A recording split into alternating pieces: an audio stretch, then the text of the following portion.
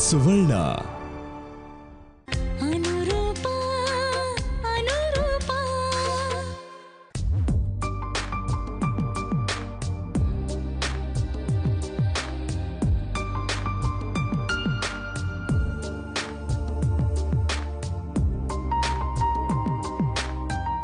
ನನ್ನ ಗಂಡ ನನಗೋಸ್ಕರ ಇಷ್ಟೆಲ್ಲ ಅಡ್ಜಸ್ಟ್ ಆಗಬೇಕಾದ್ರೆ ನಾನು ಯಾಕೆ ಆಗಬಾರ್ದು? ಹೆಂಗೋ ಏನೋ ಗೊತ್ತಿಲ್ಲ, ನನ್ನಿಂದ ಅವ್ರಿಗೆ ಖುಷಿ ಆಗಬೇಕು. ನಾನಿರೋ ರೀತಿನ ಅವ್ರು ಇಷ್ಟಪಡಬೇಕು.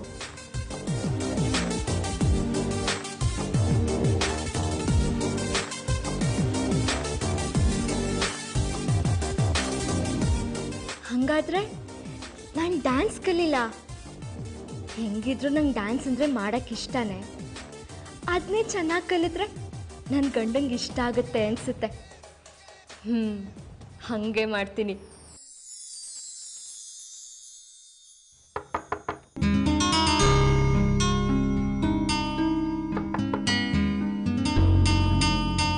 ಓಹ್, ಶ್ಯಾಮ್ಲಾ ಊರಿಗೆ ಹೋಗಿದ್ದಾರಲ್ಲ, ಅವ್ರ ಮನೇಲಿದ್ದದ್ದು ಅಭ್ಯಾಸ ಆಗೋಗಿದೆ.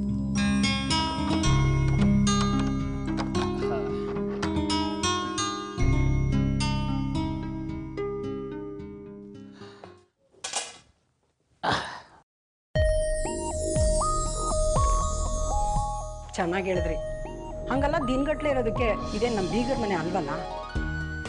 ಅವರು ಯಾವ ಅರ್ಥದಲ್ಲಿ ಹೇಳಿದ್ರೋ ಏನು, ಆದರೆ ಅದು ನಿಜ ಆದರೆ ಚೆನ್ನಾಗಿರುತ್ತೆ ಅನಿಸುತ್ತೆ.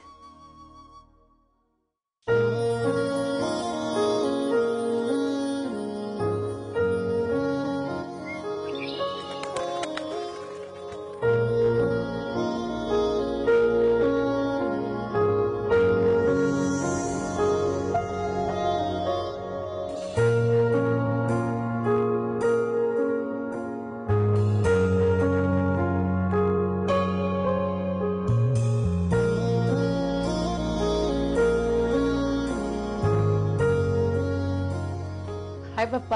ಹಾಯ್. ಬೇಗ ಬಂದ್ಬಿಟ್ಟಿದ್ದೀರಾ? ಹಾಂ ಮಗಳೇ, ಅಷ್ಟೇನು ಕೆಲಸ ಇರಲಿಲ್ಲ, ಅದಕ್ಕೆ ಬೇಗ ಬಂದುಬಿಟ್ಟೆ.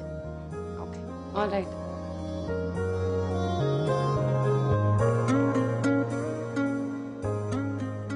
ಪಪ್ಪ, ಆಫೀಸಿಂದ ಬಂದ್ಮೇಲೆ ಏನಾದ್ರು ತಿಂದ್ರಾ ಅಥವಾ ಕುಡಿದ್ರಾ? ಈಗ ಏನಾದ್ರು ಮಾಡ್ಕೊಡ್ಲಾ? ಕಮಾಂಡ, ನನ್ಗೇನು ಬೇಕೋ ಅದನ್ನು ನಾನೇ ನೋಡ್ಕೋತೀನಿ. ಇಲ್ಲ ನೀ ಏನು ಮಾಡ್ತೀಯೋ ಅದನ್ನು ತಗೋತೀನಿ.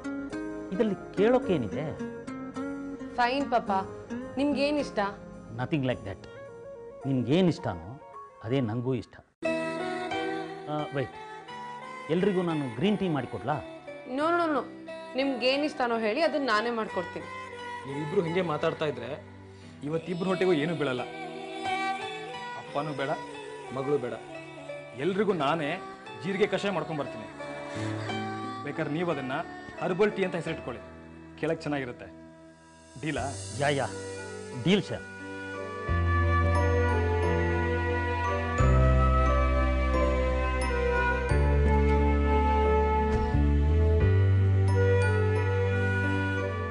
ಶ್ಯಾಮ್, ಒಂದು ನಿಮಿಷ.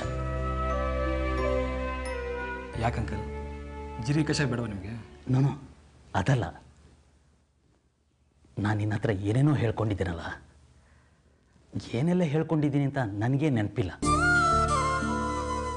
ಇದನ್ನೆಲ್ಲ ನನ್ನ ಮಗಳ ಹತ್ರ ಹೇಳಿಲ್ಲ ತಾನೇ? ಇಲ್ಲ ಅಂಕಲ್, ಯಾವುದನ್ನು ಹೇಳಿಲ್ಲ, ಹೇಳೋದು ಇಲ್ಲ. Thank you. ಬೇಡ, ನೀವು ನಿಮ್ಮ ಮಗಳನ್ನ ಎಷ್ಟು ಪ್ರೊಟೆಕ್ಟ್ ಮಾಡ್ತೀರೋ ನಾನು ಅಂದರೆ ಈ ವಿಷಯ ಎಲ್ಲ ಹೇಳಿದ್ರೆ ಅವ್ರು ಡಿಸ್ಟರ್ಬ್ ಆಗುತ್ತೆ ಅಂತ ಹೇಳಿದ್ರಲ್ಲ, ನೀವು ಹಿಂಗೆಲ್ಲ ಹೇಳಿದ ಮೇಲೂ ಈ ವಿಷಯ ಅವ್ರ ಹತ್ರ ಹೇಳಬಾರ್ದಲ್ವಾ?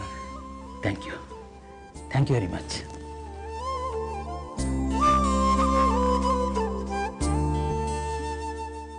ಹೀ ಈಸ್ ಎ ಗುಡ್ ಬಾಯ್. ತೇಜಸ್ವಿನಂತೂ ನನ್ನ ಮಗಳು ಕಳ್ಕೊಂಡೇ ಬಿಟ್ಲು. ಅವನ ಜಾಗನ ಯಾರೂ ತುಂಬಿಸೋಕ್ಕಾಗಲ್ಲ.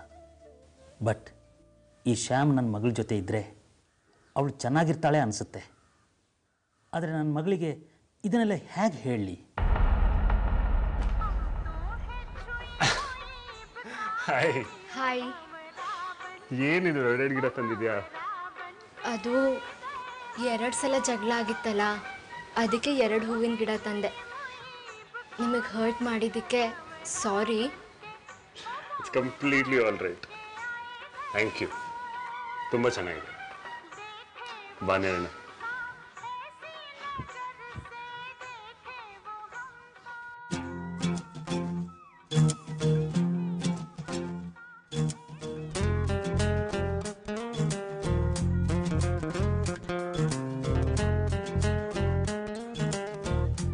ಇಷ್ಟೊಂದು ಲೇಟ್ ಆಗುತ್ತೆ ಅಂತ ನನಗೆ ಗೊತ್ತಿರಲಿಲ್ಲ.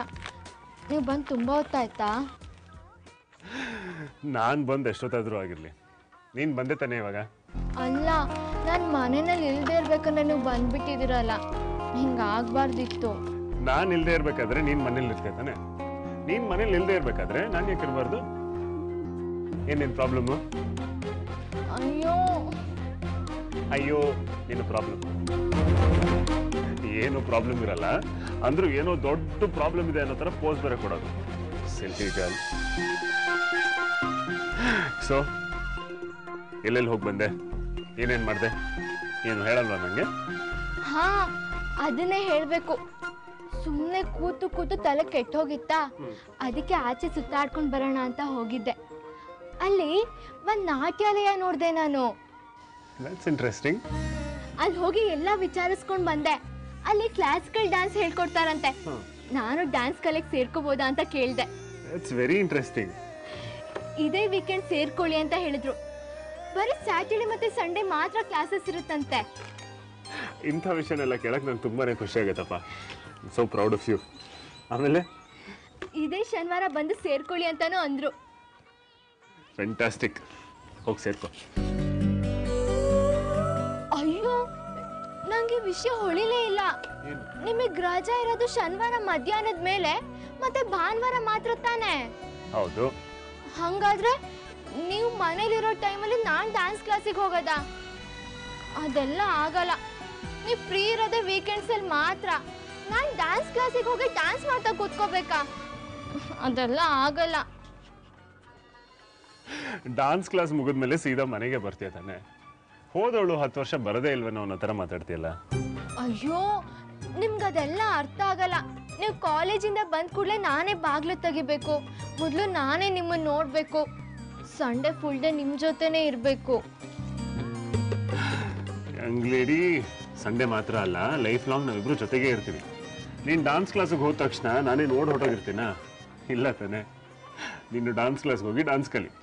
ನಾನೇನಾದ್ರು ಓದ್ತಾ ನಾನು ಹೊಸದಾಗಿ ಏನಾದರೂ ಕಲಿತೀನಿ. ಹೊಸದಾಗಿ ಏನೋ ಕಲಿಯೋದಕ್ಕೆ ಹೊರಟಿದ್ಯಾ? ಗೋ ಹೆಡ್. ಸದ್ಯಕ್ಕೆ ಇವಾಗ ಕೈ ತೊಳ್ಕೊಂಡು ಒಳಗಡೆ ಬಾ. ನನ್ನ ಕೈಯಾರೆ ಮಾಡಿರೋ ಕಾಫಿನ ಕುಡಿಯೋ ಅದೃಷ್ಟ ಸಿಗತ್ತೆ ನಿಂಗೆ.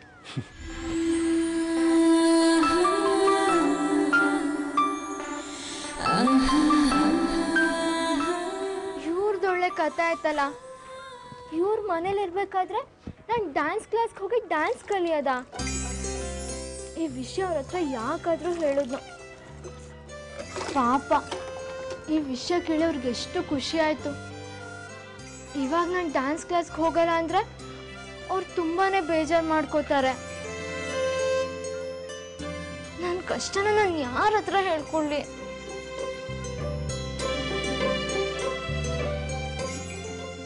ಅಷ್ಟರಲ್ಲಿ ನೀ ಹೆಂಗಾದರೂ ಮಾಡಿ ಸನ್ಯಾಸನ ಬಿಟ್ಬಿಡು.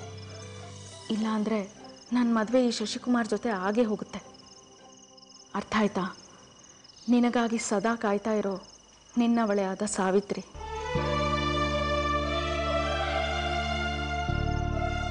ಯಾವತ್ತೂ ಹೀಗೆಲ್ಲ ಆಗುತ್ತೆ ಅಂತ ಗೆಸ್ಸೇ ಮಾಡಿರಲಿಲ್ಲ ಕಣೋ ರಾಮ. ಏನೋ ಮಾಡೋಕ್ಕೆ ಅಂತ ಹೋದೆ. ಈಗ ನೋಡಿದ್ರೆ ಎಲ್ಲ ನನ್ನ ಕಂಟ್ರೋಲ್ ತಪ್ಪು ಹೋಗ್ತಾ ಇದೆ ಅನ್ನಿಸ್ತಾ ಇದೆ.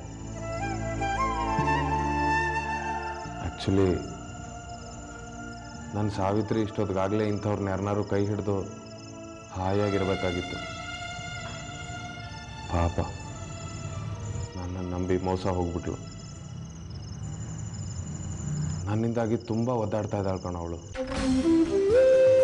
ನನ್ನಂಥ ಒಂದು ಸಹವಾಸ ಬಿಟ್ಟು ಆ ಶಶಿಕುಮಾರ್ನ ಮದುವೆ ಆಗಿದ್ದರೆ ಸುಖವಾಗಿರ್ತಾಳೆ ಅನ್ನಿಸ್ತಾ ಇದೆ. ಒಳ್ಳೆ ಯೋಚನೆಗಳಿರೋಂಥ ವ್ಯಕ್ತಿ, ಓದ್ಕೊಂಡಿದ್ದಾರೆ, ಇನ್ನೊಬ್ಬರನ್ನ ಅರ್ಥ ಮಾಡ್ಕೋತಾರೆ, ರಾಜಕೀಯದಲ್ಲಿದ್ದು ಒಳ್ಳೆ ಕೆಲಸಗಳನ್ನ ಮಾಡಬೇಕು ಅಂದ್ಕೊಂಡಿದ್ದಾರೆ. ಹಣ ಇದೆ, ಅದಕ್ಕೆ ತಕ್ಕಂಥ ಗುಣನೂ ಇದೆ. ಅವರಲ್ಲಿ ಏನು ಕೊರತೆನೇ ಇಲ್ವಲ್ಲ ರಾಮ. ಅಣ್ಣ ಅಣ್ಣ, ನಿಮ್ಮ ಮಾತು ಎಲ್ಲೆಲ್ಲೋ ಹೋಗ್ತಾ ಇದೆ. ಈ ರೀತಿ ಮಾತಾಡೋದು ಕೈಲಾಗದೇ ಇರೋರು. ಅದಕ್ಕೆ ಒಬ್ಬರೇ ಪಾಪ ನಿಮ್ಮ ಸಂಬಂಧನ ಉಳಿಸ್ಕೋಬೇಕು ಅಂತ ಎಷ್ಟೆಲ್ಲ ಪ್ರಯತ್ನ ಮಾಡ್ತಾ ಇದ್ದಾರೆ. ಆದರೆ ನೀವು ನೋಡಿದ್ರೆ ಈ ರೀತಿ ಮಾತಾಡ್ತಾ ಇದ್ರೆ ಅದಕ್ಕೆ ಕಿವಿಗೆ ಬಿದ್ದರೆ ಅವ್ರ ಮನ್ಸಿಗೆ ಹೇಗಾಗಬೇಡ. ಇದು ಕೊರಗ್ತಾ ಕೂರೋ ಸಮಯ ಅಲ್ಲ ಅಣ್ಣ. ಅದಕ್ಕೆ ಏನಾದರೂ ಮಾಡಿ ಶಶಿಕುಮಾರ್ ಅವ್ರ ಹತ್ರ ಮಾತಾಡಿ ಮದುವೆನ ಮುಂದಕ್ಕೆ ಹಾಕ್ತಾರೆ. ಅಷ್ಟರಲ್ಲಿ ನೀವು ಮುಂಚಿನ ಥರ ಆಗಕ್ಕೆ ಏನು ಮಾಡಬೇಕೋ ಅದನ್ನು ಪ್ಲ್ಯಾನ್ ಮಾಡೋಣ. ಹೇಗಿದ್ರು ನೀವು ಈ ಕೆಲಸನ ಬೇರೆಯವ್ರಿಗೆಲ್ಲ ವಹಿಸಿದ್ದೀರಲ್ಲ, ಅದನ್ನೇ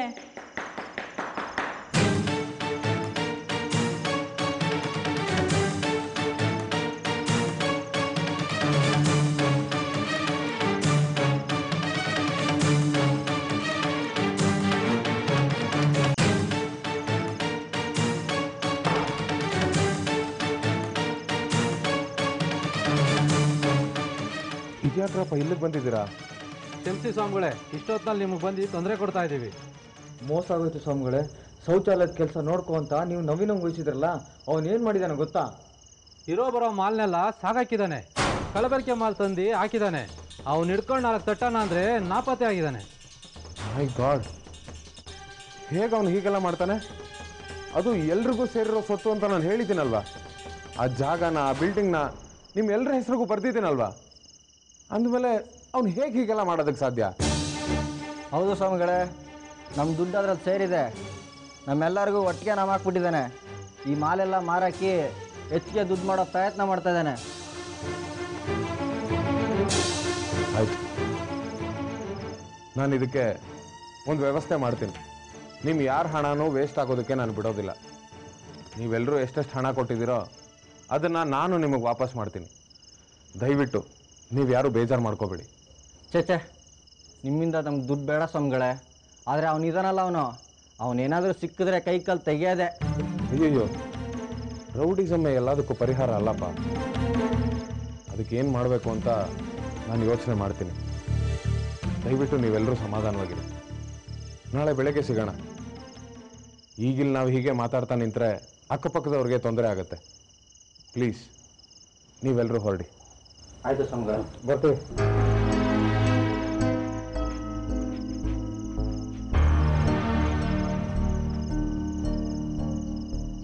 ರಾಮ, ನಾನು ಮೋಸ ಹೋಗ್ಬಿಟ್ಟೆ ಅನ್ನಿಸ್ತಾ ಇದೆ. ನನಗೆ ನಾನೇ ಗುಂಡು ತೋಡ್ಕೊಳ್ಳೋ ಕೆಲಸ ಮಾಡ್ಬಿಟ್ಟು ನಾನು.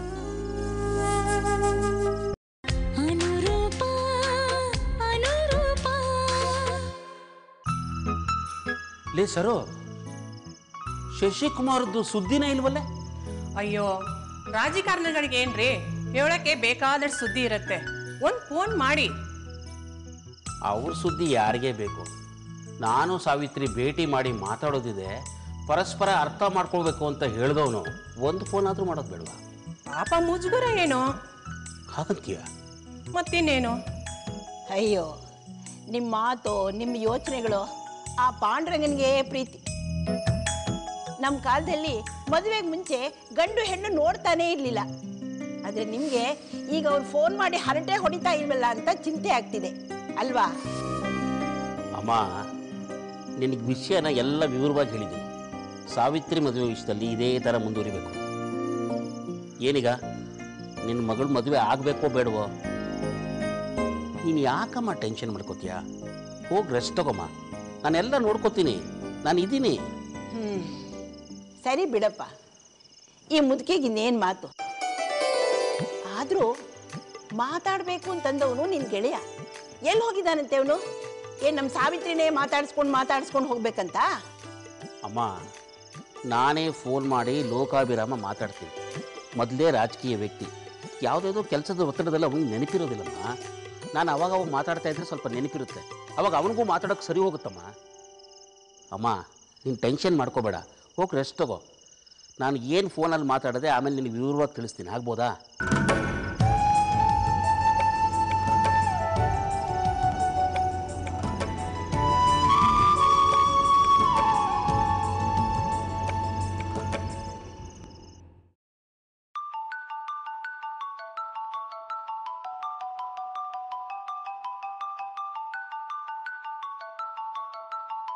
ಮನುಷ್ಯ ಅಂದ್ಕೊಂಡಿದ್ದೆಲ್ಲ ಆಗಲ್ಲ ಅಂತ ಹೇಳ್ತಾರೆ, ಆದರೆ ನಾನು ಅಂದ್ಕೊಂಡಿದ್ದೆಲ್ಲ ಆಗ್ತಾ ಇದೆ. ಹಾಗಾದ್ರೆ ನಾನು ಮನುಷ್ಯ ಅಲ್ವಾ?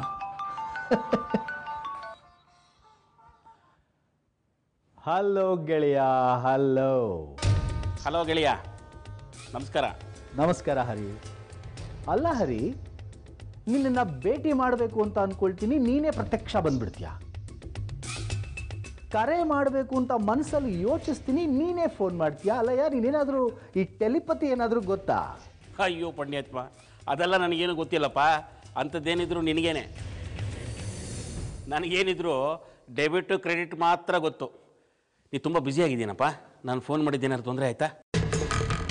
Come on Hari, don't be silly. ಅಕಸ್ಮಾತ್ ನೀನು ನನಗೆ ತೊಂದರೆ ಕೊಟ್ಟರು, ಇಟ್ ಇಸ್ ಓಕೆ. ಥ್ಯಾಂಕ್ಸ್. ನಾನು ಯಾಕೆ ಫೋನ್ ಮಾಡಿದೆ ಅಂದರೆ, ಗೊತ್ತು, ಚೆನ್ನಾಗಿ ಗೊತ್ತು. ಈ ರಾಜಕಾರಣಿ ಗೆಳೆಯ ಎಲ್ಲಿ ರಾಜಕೀಯ ಬುದ್ಧಿಯನ್ನು ತೋರಿಸ್ತಾನೋ ಅಂತ ಭಯ ಅಲ್ವಾ? ಹಾಗೇನಿಲ್ಲಪ್ಪ. ಇಟ್ಸ್ ಓಕೆ ಹರಿ. ಸಾವಿತ್ರಿ ಅವ್ರಿಗೆ ನಾನೇ ಫೋನ್ ಮಾಡಬೇಕು ಅಂತ ಯೋಚನೆ ಮಾಡ್ತಾನೆ ಇದ್ದೀನಿ. ಯಾವ ಸಮಯದಲ್ಲಿ ಫೋನ್ ಮಾಡಲಿ ಅಂತ ಯೋಚನೆ ಮಾಡೋದ್ರಲ್ಲೇ ಒಂದು 2-3 ದಿನ ಆಗೋಯ್ತು. ಬಟ್ ಈಗ ನೀನೇ ಫೋನ್ ಮಾಡಿದ್ಯಲ್ಲ, ಒಳ್ಳೆ ಕೆಲಸ ಮಾಡಿ. ಹೌದಾ? ಸರಿ, ಹಾಗಾದರೆ ಸಾವಿತ್ರಿ ಜೊತೆಗೆ ಈಗಲೇ ಮಾತಾಡ್ತೀಯಾ? ಈಗಲಾ? ಸರಿ ಸರಿ, ನೀನು ಸಮಯ ನೋಡ್ಕೊಂಡು ನಿಧಾನವಾಗಿ ಮಾತಾಡಪ್ಪ, ಏನೂ ತೊಂದರೆ ಇಲ್ಲ. ನೋಡು, ನಾನು ಅರ್ಜೆಂಟ್ ಮಾಡ್ತಿದ್ದೀನಿ ಅಂತ ನೀನು ತಪ್ಪು ತಿಳ್ಕೊಬೇಡ. ಹೇಗಿದ್ರು ನವರಾತ್ರಿ ಹತ್ರ ಬಂತು, 9 ದಿವಸನೂ ಪೂಜೆ ಮಾಡ್ತೀವಪ್ಪ. ಅವಾಗ ನಿನ್ನ ಮನೆಗೆ ಬರ್ತಾ ಇರೋ. ನೀನು ಬಂದಾಗ ಏನು ಬೇಕಿದ್ರೂ ಸಾವಕಾಶವಾಗಿ ಮಾತಾಡ್ಕೋಬೋದು. ಏನಂತೀಯ? ಹಾಂ, ಇಟ್ಸ್ ಓಕೆ ಹರಿ. ಹರಿ, ಇನ್ನೊಂದು ವಿಷಯ ಹೇಳಬೇಕಿತ್ತು. ಹಬ್ಬಕ್ಕೆ ಸಾವಿತ್ರಿಗೆ ಅಂತ ಒಂದು ಸೀರೆ ತಂದಿದ್ದೀನಿ. ಅದನ್ನು ಹೇಗೆ ತಲುಪಿಸ್ಲೋ?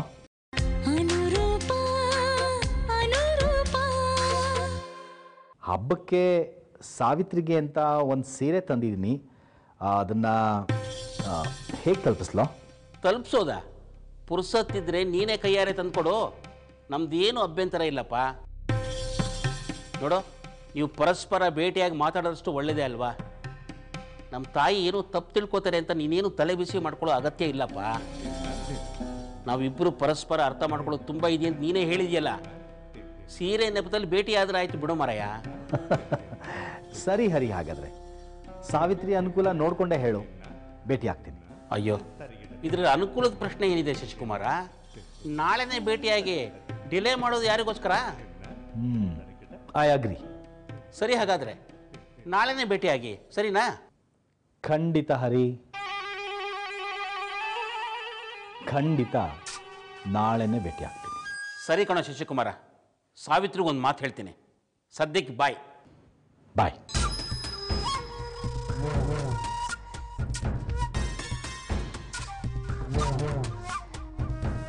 ಸೋಮ ಅಣ್ಣ, ಅರ್ಜೆಂಟಾಗಿ ಒಂದು ಹೊಸ ಸೀರೆ ಬೇಕಲ್ಲೋ? ತರಬೇಕಣ್ಣ? ಕೇಳ್ತಿಯಲ್ಲೋ ದಡ್ಡ, ಹೋಗೋ. ಸರಿ ಅಣ್ಣ.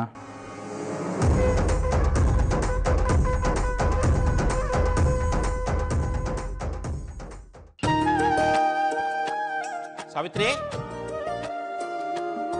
ಸಾವಿತ್ರಿ.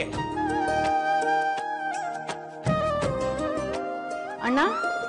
ಅಮ್ಮ ಸಾವಿತ್ರಿ, ನಾಳೆ ಶಶಿಕುಮಾರ್ನ ಭೇಟಿ ಆಗ್ಬೇಕಲ್ಲ ನೀನು. ನಿನಗೆ ಯಾವುದು ಕಂಫರ್ಟಬಲ್ ಜಾಗ ಹೇಳು. ನಾಳೆ ಬ್ಯಾಂಕಿಗೆ ಹೋಗ್ತಾ ನೀನು ಡ್ರಾಪ್ ಮಾಡ್ಬಿಟ್ಟು ಹೋಗ್ತೀನಿ. ಲೋ ಲೋ ಲೋ ಹರಿ, ಒಂದೊಂದು ಸಾರಿ ನಿನ್ನ ಬುದ್ಧಿಗೆ ಏನೋ ಆಗುತ್ತೆ.